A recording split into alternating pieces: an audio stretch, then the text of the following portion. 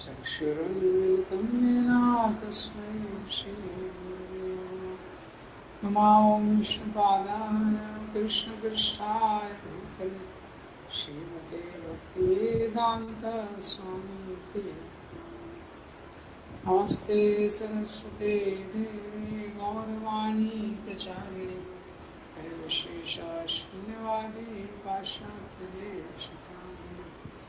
जय श्री कृष्ण चैतन्य प्रभु नित्यानंद श्री अद्वैत गदाधर शिवासादि गौर भक्तवृंद।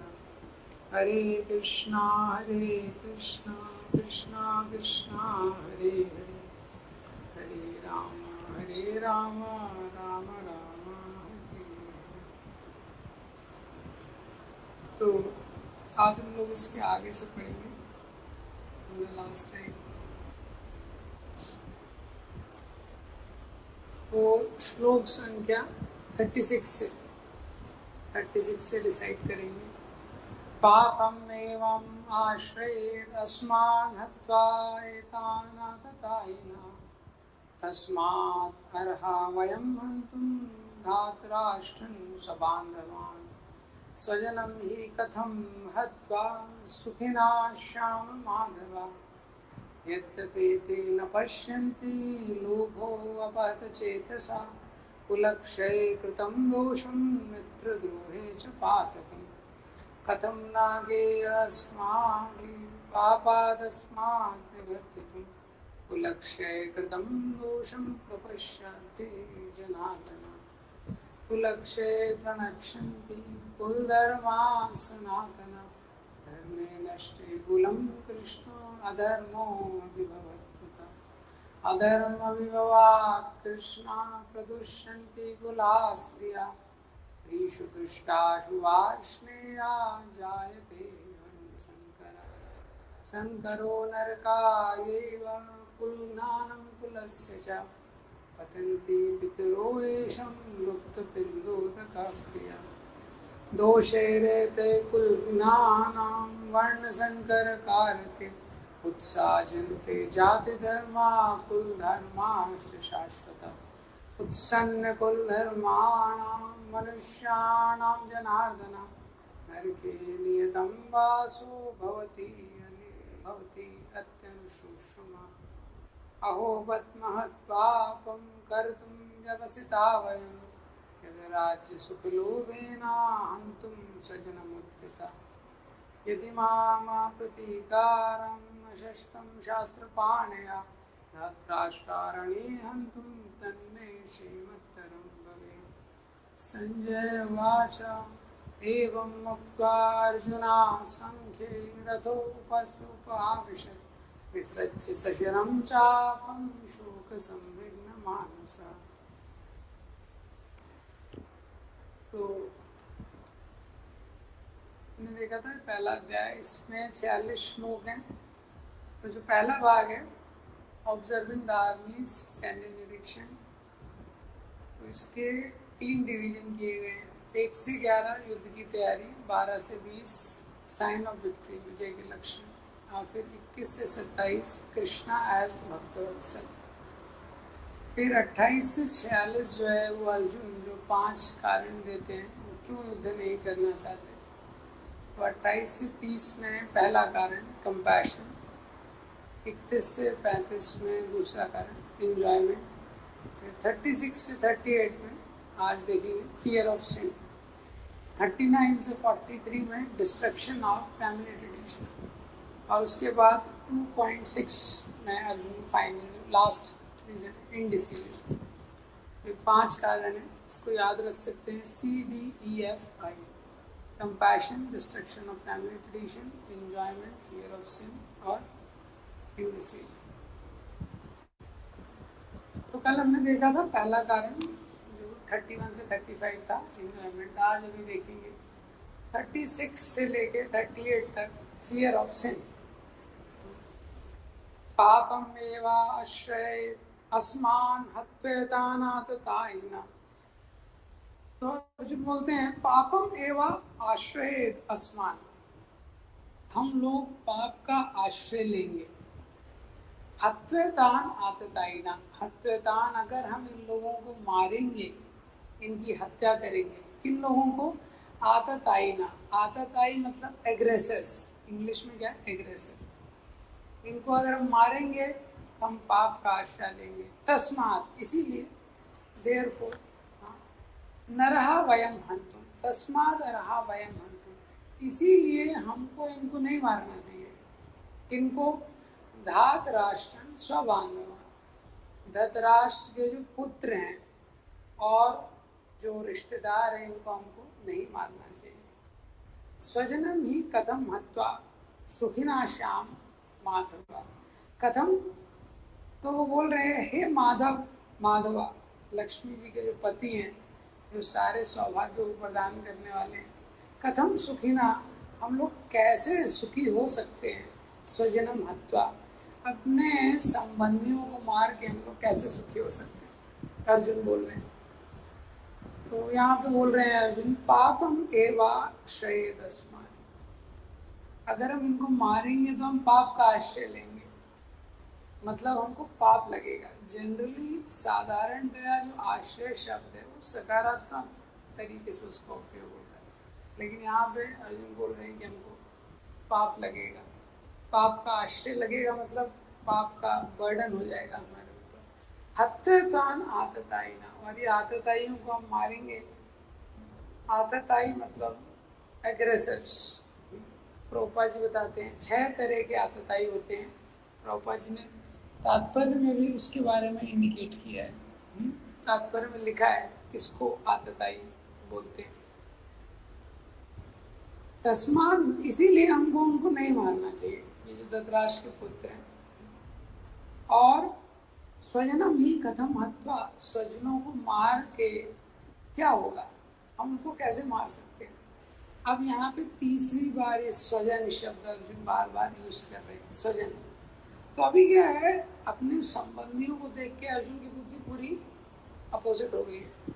थोड़े ही समय में जब अर्जुन ने बोला था कि मैं सेनाओं को देखना चाहता हूँ, तब अर्जुन ने बोला क्या बोला था? मैं देखना चाहता हूँ धातराष्ट्रस्य दुर्बुद्धे युद्धे प्रिय चिकीर्षवा। तब अर्जुन ने बोला था मैं देखना चाहता हूँ धृतराष्ट्र के दुर्बुद्धि पुत्र दुर्योधन को कौन सहायता कर रहा है। अब अर्जुन क्या बोल रहा है? स्वजन, ये तो हमारे ही स्वजन है। तो ऐसे इल्यूजन काम करता है, मोह काम करता है। तो अभी एकदम बुद्धि उसकी अलग हो गई है, और वो बोल रहा है, भगवान को बोल रहा है माधव, सुखिना श्याम माधवा। माधव मतलब हमको क्या इससे प्रसन्नता मिलेगी? माधव का मतलब है जो लक्ष्मी जी के पति हैं। माधव जो लक्ष्मी जी के पति हैं, और लक्ष्मी जी का काम क्या है? सारे जीवात्माओं पे सौभाग्य प्रदान करना। वो सौभाग्य को प्रदान करता है वो माधव। तो बोल रहे हैं आपका नाम तो माधव है, कैसा सौभाग्य आप मुझे दे रहे हो, संबंधियों को मुझे मारना पड़ रहा है। तो वो एक वे में वो बोल रहे हैं भगवान को कि माधव है आपका नाम, तो आपको सौभाग्य देना चाहिए, लेकिन आप दुर्भाग्य दे रहे हो। फॉर्चून की जगह मिस फॉर्चून आप मुझे दे रहे हो। विवेक प्रूव, प्लीज कीप म्यूट। तो ये वो बोल रहे हैं उनको। तो प्रभुपाद जी ये तात्पर्य में बताते हैं जो 6 तरह के एग्रेसर्स होते हैं। तो यहाँ शास्त्रों में बोला गया है कि जो एग्रेसर है या आतताई है उनको मारा जा सकता है। तो सबसे पहला एग्रेसर होता है जो पॉइजन देता है या विष देता है। तो एक्चुअली जब इसका डिस्क्रिप्शन देखेंगे तो उसमें पता चलेगा कि इन 6 में से कोई भी एक काम अगर कोई व्यक्ति आपके लिए कर रहा है तो उसको मारने में एक वे में दोष नहीं है। और दुर्योधन ने 6 के 6 कवर किए थे। हाँ, एग्रेसर की जो 6 क्वालिफिकेशन या 6 योग्यताएं होती हैं वो दुर्योधन ने सारी कवर की थी। तो सबसे पहले अगर कोई जहर देके मारता है उसको एग्रेसर बोलते हैं, विष देके। तो दुर्योधन ने भीम को विष दिया था जब छोटे थे। तो खेल खेल में तो दुर्योधन ने भीम को विष दे के मारने का प्रयास किया था। दूसरा, अगर कोई आपके घर को आग लगा दे तो वो भी आतताई है। तो लाक्षागृह में दुर्योधन ने सारे पांडवों को जलाने का पूरा योजना बनाया था। तीसरा, कोई अगर शस्त्रों से अटैक करे जिससे मृत्यु हो सकती है, तलवार आदि से अटैक करे। जब पांडव अज्ञातवास में थे, पूरी सेना लेके दुर्योधन ने अटैक किया था, उन पे आक्रमण किया था। चौथा, अगर कोई आपके घर की जो संपत्ति वगैरह है उसको इलीगल तरीके से उसको लूटने का प्रयास करे, तो जब दूध क्रीड़ा हुई थी गैम्बलिंग मैच, तो उसमें पांडवों की पूरी संपत्ति दुर्योधन ने ले ली थी। और अगर कोई जो जमीन होती है वो दूसरे का जमीन पूरा ले ले, तो पांडवों का तो पूरा राज्य ले लिया था दुर्योधन ने। और तीसरा, छठवां है कि अगर कोई किसी की पत्नी का अपहरण कर ले तो उसको मारा जा सकता है। तो यहाँ पे तो दुशासन ने द्रौपदी का पूरा चीर हरण कर लीला है, तो दुर्योधन ने 6 के 6 किए थे। तो ऐसा कोई काम करता है तो उसको बहुत पाप लगता है। इन 6 में से कोई भी एक चीज़ करता है तो उसको बहुत पाप लगता है। और ऐसे व्यक्ति को या तो निकाल दिया जाता है, जैसे काला पानी होता है, एग्जाइल बोलते हैं जिसको, और या तो उसको मार दिया जाता है। और जो भी राजा है उसका कर्तव्य है ऐसे लोगों को मारना, क्योंकि अगर नहीं मारेगा तो उसको भी रिएक्शन लगेगा, क्योंकि राजा का काम है वो न्याय को देना, इस प्रकार से। तो लेकिन ये जो एग्रेसर है, ये जो आदत है, ये बहुत विशेष है, क्योंकि ये एक ही कुल के हैं, एक ही कुल के हैं सब। आजकल तो एक ही कुल में बहुत कुछ हो जाता है, पहले के समय में लेकिन ऐसा नहीं होता था। इसलिए अर्जुन के मन में क्या है, बड़ा संशय है। अर्जुन बोल रहे हैं अरे ये तो मेरे स्वजन भी हैं, स्वजनों की रक्षा करनी चाहिए और आतताइयों को मारना चाहिए। अब 2 चीज़ हो गई ना, इसलिए धर्म में बड़ा कंफ्यूजन हो जाता है। तो मैं क्या करूं, अगर इनको मारूंगा तो कुल धर्म का प्रॉब्लम आएगा, और अगर इनको नहीं मारूंगा तो फिर ये जो क्षत्रिय धर्म है उसमें समस्या आएगी।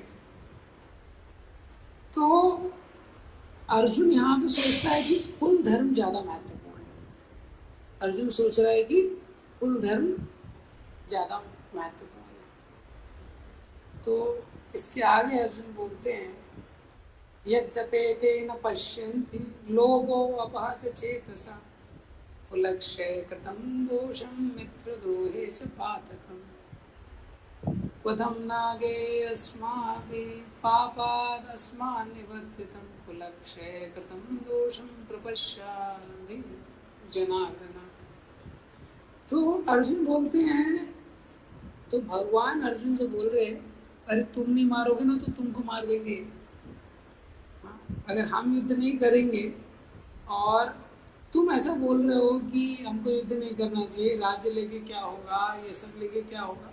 लेकिन ये ऐसा होता है ना, हम लोग संसार में भी देखते हैं, कभी कभी आप कोई जो समस्या चल रही है, आप किसी को बोलते हैं तुम छोड़ दो यार, वो झगड़ा कर रहे हैं, तुम छोड़, बोले मैं कैसे छोड़ दूँ, उसको भी सही सोचना चाहिए ना, वो तो सोच नहीं रहा है छोड़ने के लिए। हाँ, तो इसी तरह अर्जुन और भगवान उसको अर्जुन को बोल रहे हैं, तुम सोच रहे हो कि युद्ध नहीं करना, लेकिन पांडव तो, कौरव तो ऐसा सोच नहीं रहे। तो अर्जुन बोलते हैं, यद्यपि अगर वो नहीं भी सोच रहे हैं, क्यों नहीं सोच रहे हैं, लोभो अपहत चेतसा, लोभ ने उनकी चेतना का अपहरण कर लिया। हाँ, तो वो लोग नहीं देख पा रहे हैं क्या, कुलक्षय कृतं दोषम, जो कुल के नाश हो जाएगा उसमें जो दोष है, कुल के नष्ट होने का जो दोष है, वो लोग नहीं देख पा रहे हैं कौरव।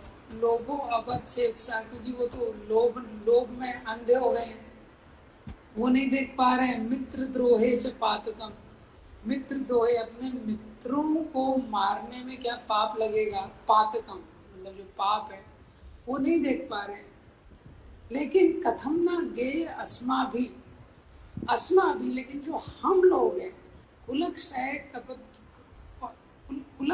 कृतं दोषम प्रपश्यादि जनार्दन, लेकिन जो हम लोग हैं वो देख सकते हैं, हम लोग ज्ञान में हैं, हम लोग देख रहे हैं कि कुल के नाश होने में क्या दोष हो सकता है। पापाद अस्मान निवर्तितम, कैसे हम लोग फिर भी इस पाप में लग रहे हैं हे जनार्दन। तो ये अर्जुन का पॉइंट है। तो अर्जुन यहाँ पे बोल रहे हैं कि ये लोग तो नहीं देख पा रहे हैं क्योंकि ये तो लालची हैं, लोग ने इनकी चेतना का आवरण कर लिया, लेकिन हम लोग तो देख सकते हैं।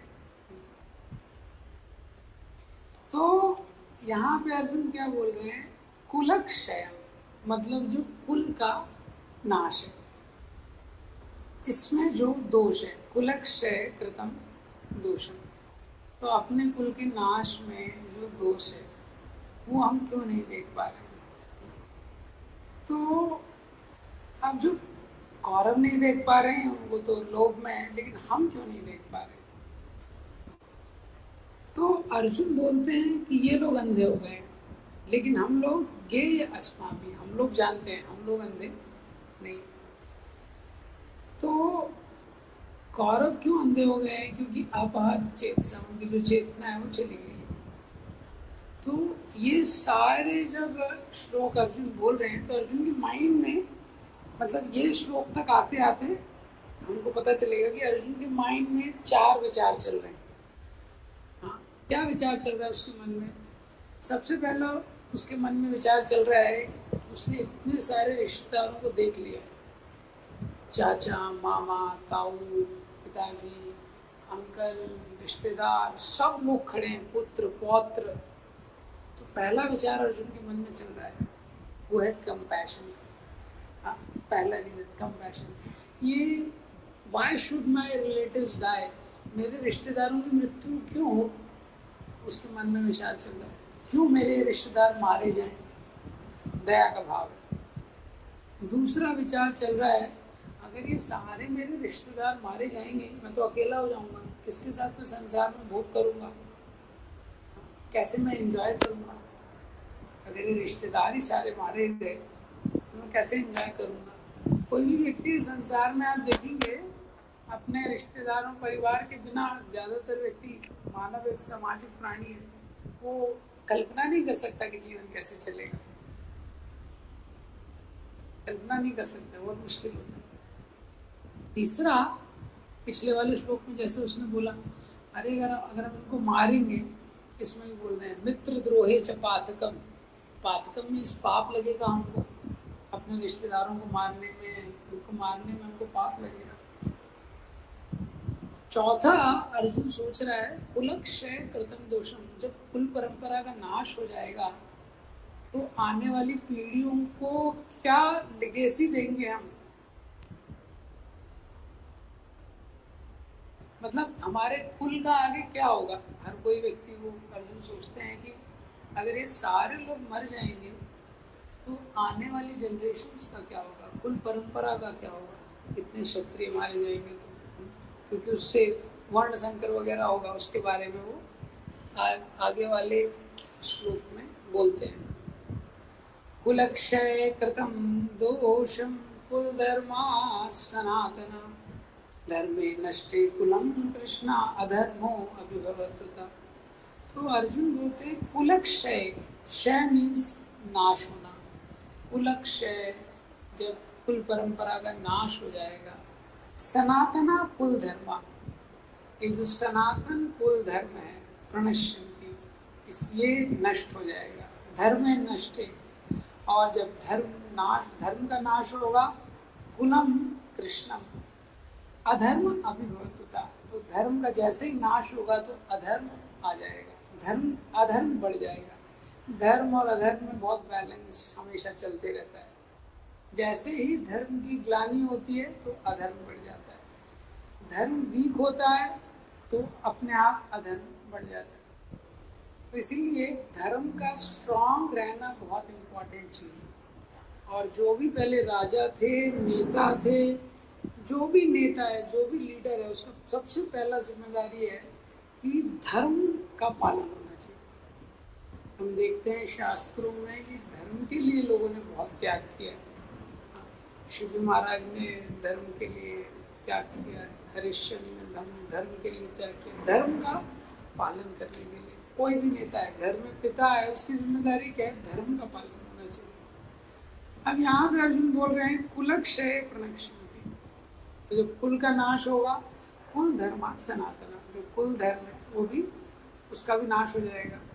लेकिन अर्जुन शब्द क्या यूज कर रहे हैं? सनातन। सनातन शब्द का अर्थ है जो शाश्वत रहता है। तो यहाँ प्रश्न उठता है, जो शाश्वत रहता है वो नाश कैसे हो जाएगा? जो इटर्नल है वो कैसे नाश हो जाएगा? तो जो इटर्नल है वो तो नाश नहीं हो सकता।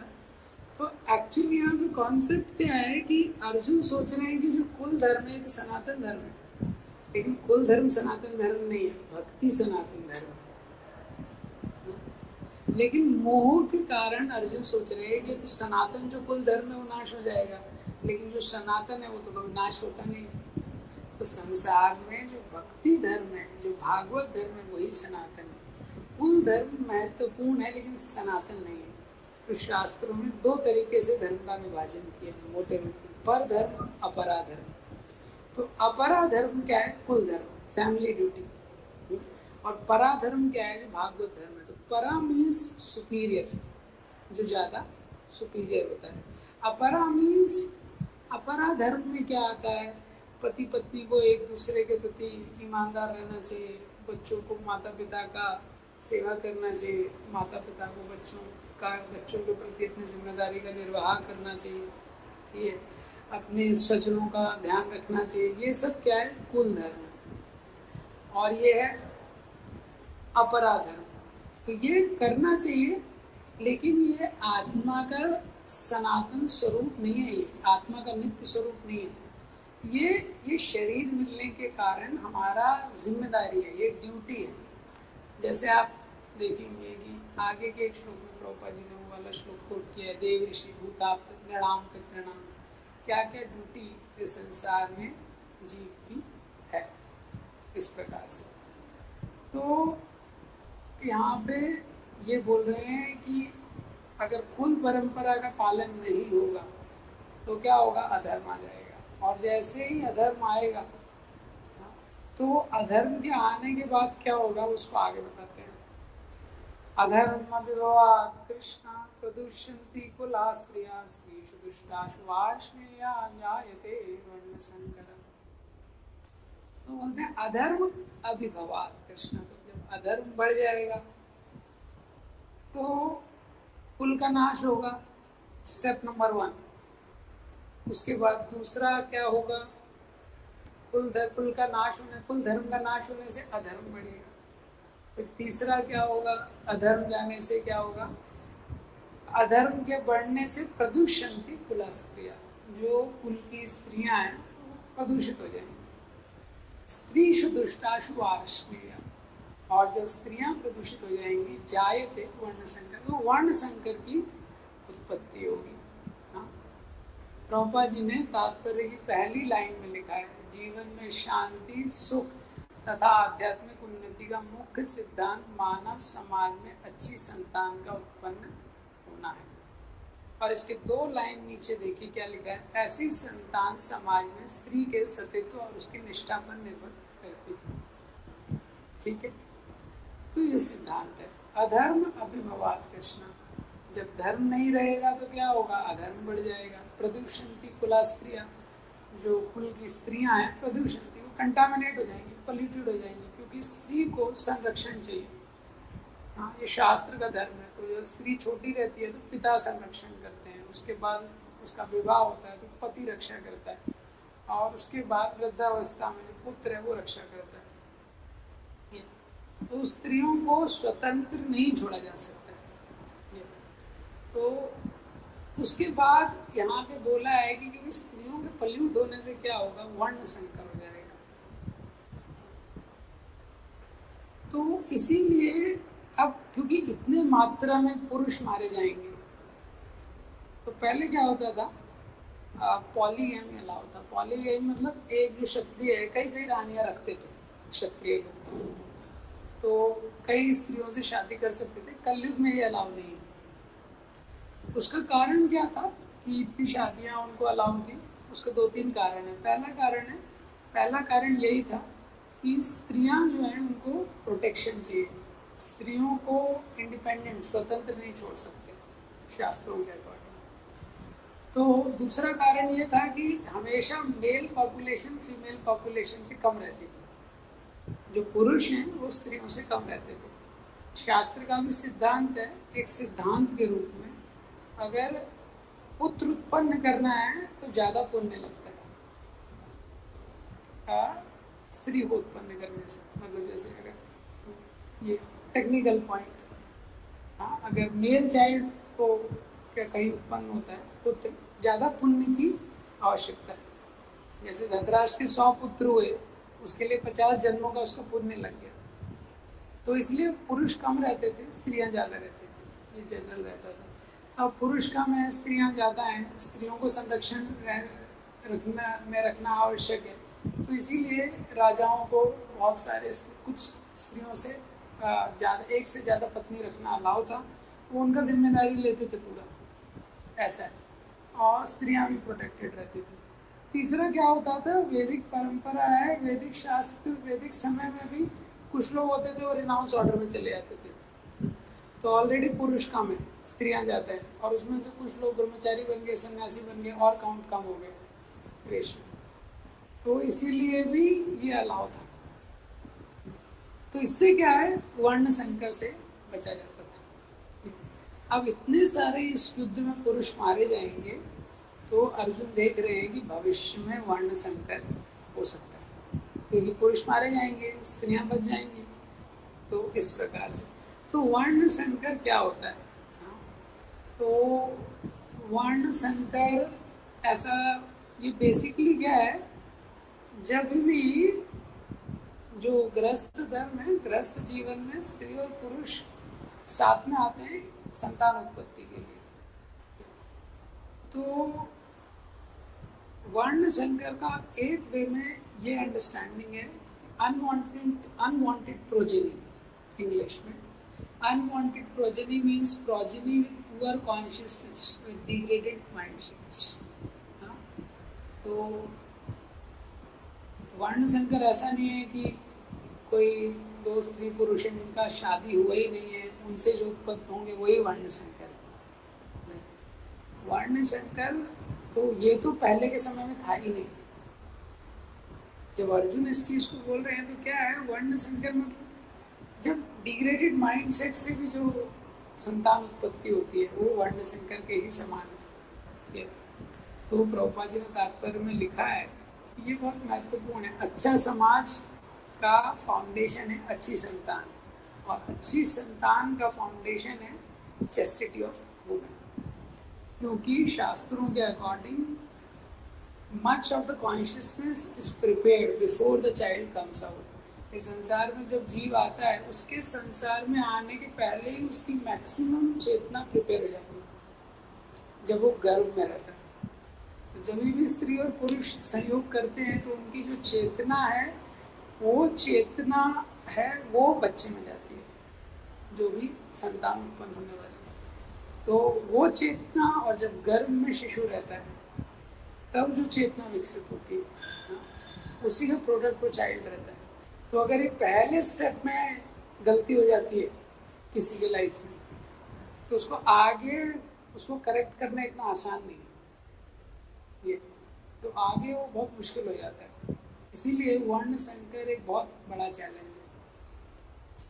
अब आप देखेंगे कि प्रभुपाद जी ने तात्पर्य में भी इसको इंडिकेट किया है, चाणक्य पंडित को इंडिकेट किया है। प्रभुपाद जी ने लिखा है तात्पर्य में कि जो स्त्रियां होती हैं वो लेस इंटेलिजेंट होती हैं, वुमेन आर लेस इंटेलिजेंट। तो जो स्त्रियां होती हैं उनको थोड़ा बुद्धि कम होती है और उन पर विश्वास नहीं किया जा सकता। तो इसको कैसे समझ सकते हैं, विशेषकर जब प्रभुपाद जी पाश्चात्य देशों में थे, पाश्चात्य देशों में जो माता जी लोग हैं ये सुन नहीं सकते, अरे कैसे कैसे लेस इंटेलिजेंट कैसे बोल रहे हैं हमको। हाँ, तो इसमें कुछ सिद्धांत है जिसको समझना चाहिए। तो ये कौन सी इंटेलिजेंस को बोला जा रहा है, क्या स्त्रियों में स्पिरिचुअल इंटेलिजेंस कम होता है क्या? आध्यात्मिक दृष्टि से क्या वो कम बुद्धिमान होती है?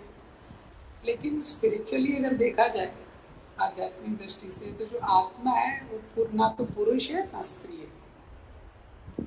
आत्मा ना मेल है ना फीमेल है, ये क्योंकि वही आत्मा अभी पुरुष के शरीर में है, और वो पुरुष अगर स्त्री से आसक्त है बहुत ज़्यादा, अगला जन्म उसको स्त्री का मिल जाएगा। तो आत्मा तो वही है, करेक्ट। तो स्पिरिचुअल इंटेलिजेंस तो बोल नहीं सकते। तो फिर क्या मटेरियल इंटेलिजेंस माता जी लोगों में कम रहता है, भौतिक इंटेलिजेंस। लेकिन हम देख रहे हैं कि आजकल देखते हैं कि स्कूल वगैरह में देखें, कॉलेज में तो कई बार माता जी लोग टॉप करते हैं। आज का कोई सी जगह नहीं है, सिविल सर्विसेज में जाएंगे तो माता जी हैं, प्राइम मिनिस्टर चीफ मिनिस्टर्स भी माता जी जो हैं। तो भौतिक दृष्टि में भी उनके पास काफ़ी बुद्धिमानी है। तो यहाँ पे जो बोला गया है कि जो वुमेन है जो लेस इंटेलिजेंट होती है, वो किस सिद्धांत में, शास्त्रों में बोला गया है कि हम लोग बुद्धि का, हमारा अंडरस्टैंडिंग क्या है कि बुद्धि का मतलब कैसे हम संसार में जो मैटर है उसको मैनिपुलेट करते हैं, कंट्रोल करते हैं, ऑर्गेनाइज करते हैं, उसको हम बुद्धि समझते हैं। मतलब कोई बुद्धिमान व्यक्ति है, कितना चीटिंग कर सकता है, कितने अच्छे से प्लानिंग कर सकता है, मैनेज कर सकता है, यही तो बुद्धि है ना। और या तो आईक्यू को बुद्धि बोलते हैं, कितना वो मैथ्स का क्वेश्चन कितने अच्छे से सॉल्व करता है, उसको हम लोग बुद्धि बोलते हैं, कितनी चीज़ें याद रख सकता है। लेकिन यहाँ पे जो बोला जा रहा है कि जो स्त्रियाँ हैं वो कम बुद्धिमान हो जाती हैं, कम बुद्धिमान होती हैं, वो किस सेंस में बोला जा रहा है कि जीवन के सत्य को समझने में, जीवन का जो सत्य है, हम शरीर नहीं है, हम आत्मा है, हम शरीर नहीं है, हम आत्मा है, और जो आध्यात्मिक जीवन के सत्य हैं इसको समझने में उनकी बुद्धि थोड़ा कम रहती है साधारणतया। हाँ, ये ऑलवेज नहीं बोल सकते, साधारणतया। स्त्रियों में भी बहुत बहुत महान स्त्रियां शास्त्रों में हुई हैं, द्रौपदी, तारा, कुंती, मंदोदरी, बहुत महान स्त्रियां हुई हैं। लेकिन साधारणतया स्त्री के शरीर में शरीर से ज़्यादा आइडेंटिफिकेशन रहता है, पुरुष की अपेक्षा स्त्री शरीर में उनका बॉडीली आइडेंटिफिकेशन ज़्यादा रहता है। इसलिए स्त्रियां आप देखेंगे वो ज़्यादा डेकोरेशन करेंगी, कपड़ा कैसा पहनना है ज़्यादा सोचेंगी, कैसा मैचिंग हो रहा है नहीं हो रहा है, लोग देख रहे हैं कि नहीं। ये स्त्री शरीर में ज़्यादा इस प्रकार की बुद्धि रहती है, जिसको बॉडीली आइडेंटिफिकेशन बोलते हैं। दूसरा क्या रहता है कि स्त्रियां ज़्यादा भावुक होती हैं, women are more sentimental than rational. ये इसलिए आप देखेंगे स्त्रियां ज़्यादातर बहुत भावुक होती हैं, सेंटिमेंटल, रेशनल नहीं होती हैं। तो आधे घंटे बात होने के बाद आपको पता नहीं आएगा, समझ नहीं आएगा बोलना क्या चाहते हैं। आधे घंटे का चर्चा हो गया, समझ में आएगा एक्चुअल पॉइंट क्या है। हाँ, क्योंकि सेंटिमेंट इतने ज़्यादा हैं तो उसमें रेशनल कुछ क्लैरिटी आने में टाइम लग जाता है ऐसा। तो अभी इस चीज़ का लेकिन ध्यान रखिए, कोई भी माता जी लोग जब एक बार भक्ति में आ जाते हैं उनके प्रति इस प्रकार का भाव नहीं रखना चाहिए, क्योंकि यही जो उनकी क्वालिटी है ये भक्ति में पॉजिटिव भी हो जाती है।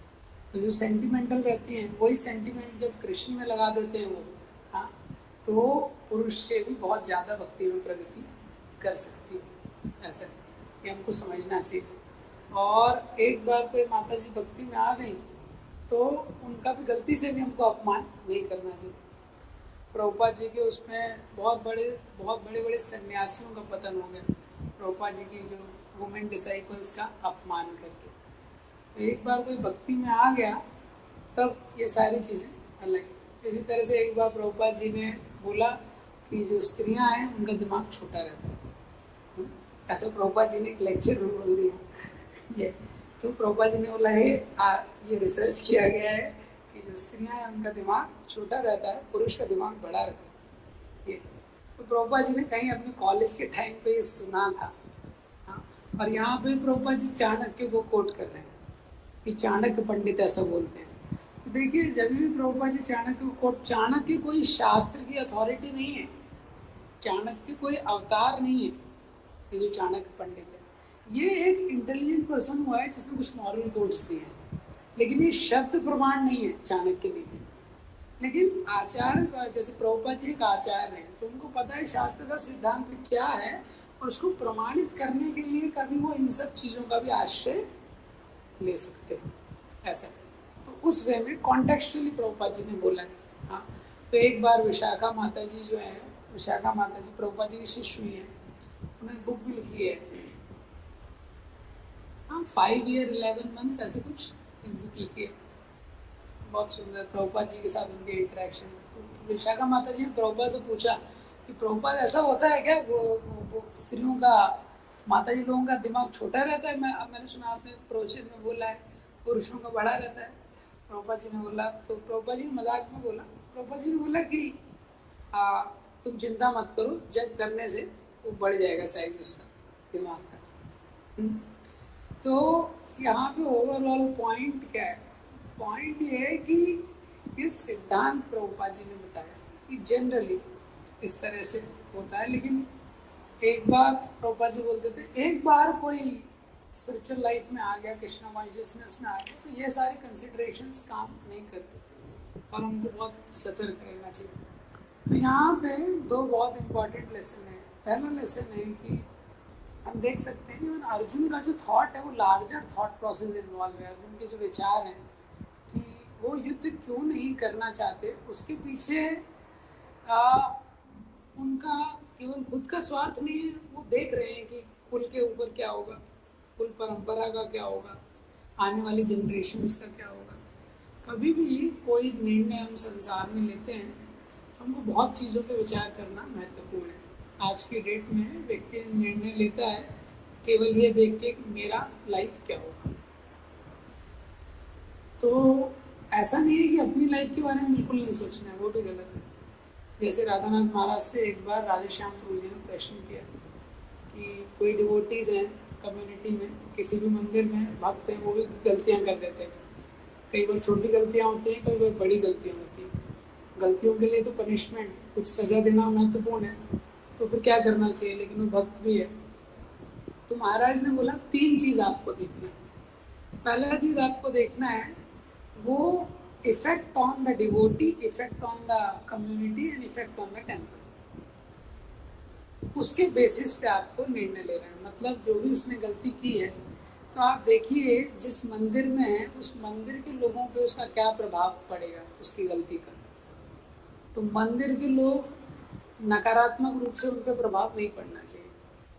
दूसरा चीज़ उन्होंने बोला कि देखिए कि जो इस्कॉन का जो ओवरऑल कम्युनिटी है, इस्कॉन संस्था है, तो जो इसने गलती की है इस्कॉन संस्था पे क्या प्रभाव पड़ेगा, तो उस पर भी नकारात्मक नहीं पड़ना चाहिए।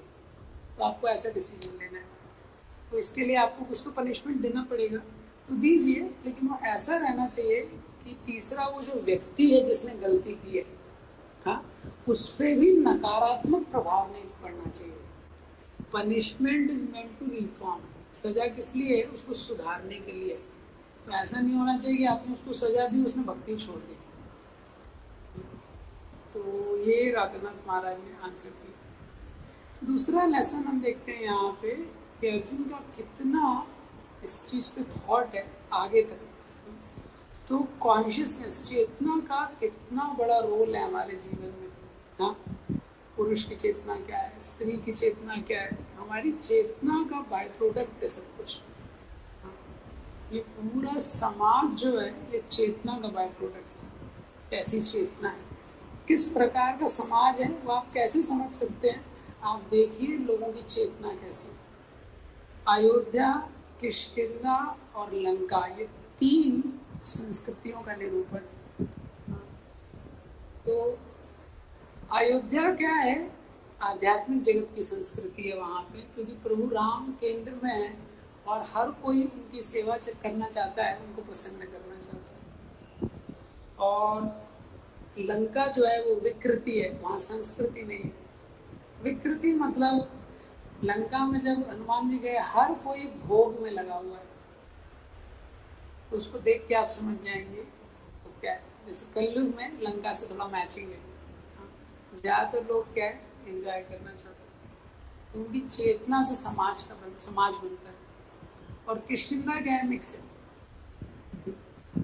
किष्किंधा में सुग्रीव है, वो भगवान थोड़ा रिमाइंडर देते हैं तो याद आता है उसको मुझे भक्ति करनी है।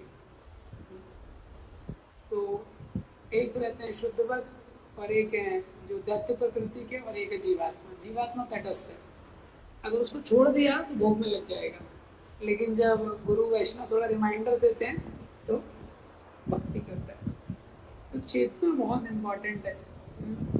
और हम उसको एक्सप्लेन करते हैं, we have a limited control over situation but unlimited control over consciousness. Situations के ऊपर हमारा नियंत्रण बहुत सीमित है, लेकिन चेतना के ऊपर हमारा नियंत्रण जो है वो असीमित है। इसलिए आध्यात्मिक स्पिरिचुअल लाइफ में उस पर काम करते हैं। तो परिस्थितियों में कैसे चेंज होता है। एक बार राधानाथ महाराज एक प्रवचन दे रहे थे और दे रहे थे उतने में भूकंप आ गया। हाँ, और प्रवचन चल रहा है, एकदम भूकंप आ गया, एकदम बिल्डिंग हिलने लगा, सब लोग जप करने लगे। सब लोग, माँ जितने पुरुष, स्त्रियां, बच्चे। और महाराज बोल रहे थे ऐसे धीरे धीरे सोते हुए वाला जप नहीं कर रहे थे वो लोग। जब पे हम लोग सो जाते हैं ना, हरे कृष्ण कृष्ण करते, एकदम अटेंटिव सब लोग जप कर रहे थे। इसी तरह भक्ति तीर्थ महाराज को प्रवचन दे रहे थे, प्रवचन के बीच में अर्थक्वेक आ गया, सब लोग बैठे हुए। हाँ, तो जब ऐसे राधानाथ महाराज जब ऐसा प्रवचन दे रहे थे और ये अर्थक्वेक आया, पूरा बिल्डिंग हिलने लगा, सब जब करने लगे। फिर थोड़े टाइम बाद नॉर्मल हो गया। ऐसा लग रहा था कि बिल्डिंग गिर जाएगा, लेकिन बच गए लोग। तो महाराज बोलते हैं उसके बाद कि मैं प्रार्थना कर रहा था कि let this earthquake should remain for ever. ये भूकंप मैं प्रार्थना कर रहा था कि हमेशा चलता रहे, क्योंकि इतना अटेंटिव कभी आप लोगों ने जब किया ही नहीं। हाँ, और कुछ ही दूर पे मंदिर से काफी सारे बिल्डिंग्स गिर गए, हजारों लोगों की मृत्यु हो गई। अर्ली मॉर्निंग का समय था, मैक्सिमम लोग तो उस समय उठे भी नहीं रहते। तो जो स्त्रियां थी उन्होंने योजना बनाई थी कि कल क्या खाना बनाना है। बच्चे थे, उन्होंने योजना बनाई थी कि कल स्कूल में क्या पढ़ना है, कल कैसे खेलना है। ये जो बिजनेसमैन थे उन्होंने योजना बनाई थी कल कैसे पैसा कमाना है। लेकिन सारी योजनाएं खत्म। और उसी भूकंप के कुछ समय बाद भुज में भूकंप आया, गुजरात में, जब हजारों लोग मर गए। उसके कुछ समय बाद सुनामी आया। तो वो इस प्रकार से भौतिक जगत में स्थितियों पे नियंत्रण नहीं, लेकिन कॉन्शियसनेस पे हमारा कंट्रोल है। तो हम कर सकते हैं। तो इसके आगे का हम लोग कल देखेंगे। ग्रंथराज